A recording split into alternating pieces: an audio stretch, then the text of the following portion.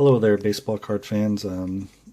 So as promised in my last video, I had a quote-unquote big card in the mail, and it just came in about 20 minutes ago. Like I said, it is the Vintage Yankees, and for those of you who guessed Mickey Mantle, you were wrong. Alright, I guess I got your guys' hopes up, but this card is as good as some other Mantle cards. 61 Topps Roger Maris, graded near mint to mint 8 by PSA. I briefly owned this card in a 7 a couple years ago for like 4 or 5 months. I sold it with the intent of upgrading to an 8, and after missing out on an auction by just a few bucks, I got frustrated and spent the money elsewhere. So I've been kind of searching for one ever since, and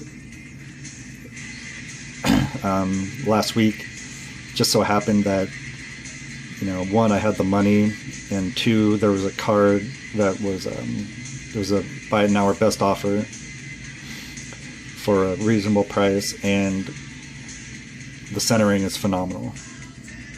There are other cards of examples of this in an 8, but the centering is nowhere near this quality.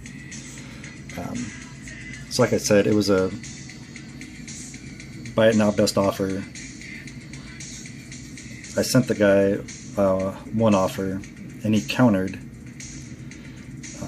So I countered back, trying to just kind of bridge the gap, and I figured he would either accept or respond saying no, my first offer was really the best I could do, and I would just go ahead and accept that. But instead, the 48-hour period passed, and I heard nothing, which I thought was kind of rude. I don't know what his deal was, but he didn't say anything. So after the offer expired, I sent him another offer matching his original counter, and later that night he accepted. And here it is. This is definitely one of my best cards now. And like I said, the centering is just phenomenal.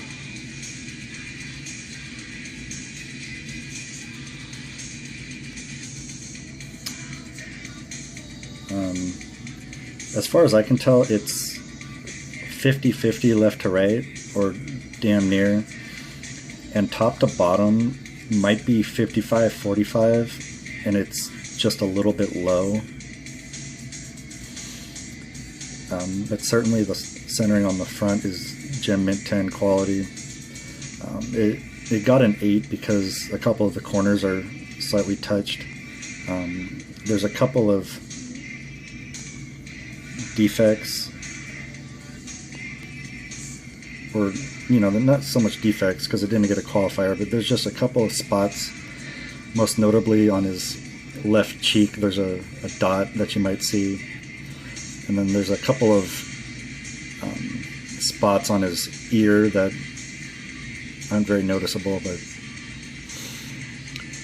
it was the centering on the front that really sealed the deal for me on this card. Now, there was some disappointment on this, and I hardly ever look at the backs of my cards, and this picture wasn't included in the eBay listing. I don't think it really would have deterred me, because like I said, getting the centering like that on the front I overpaid probably by 10%, but the centering on the front was so good, I just was not going to let it slip through my fingers. So the centering on the back, as you can see, is less than desirable, but that being said, I know that it's at least 90-10, because if the centering wasn't 90-10, it wouldn't get the near mint to mint grade. And the centering for the back the requirements for the centering on the back are the same for near mint to mint as they are to mint, meaning that the centering here on the back is good enough to be mint. Now you take that all into consideration, and I am considering resubmitting this card to get a half-point bump and get an 8.5. I'm not sure when this card was graded. I suspect it may have been before the half-point grades were awarded.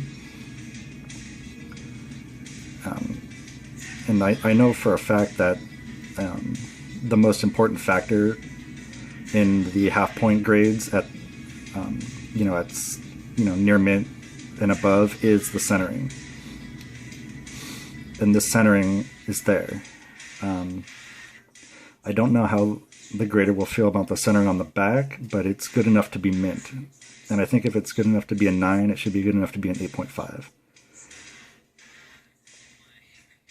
Anyways, this video is going on 6 minutes. I've explained the card pretty well, and this is going to take a prominent place in my collection, and I'm very thrilled to have it.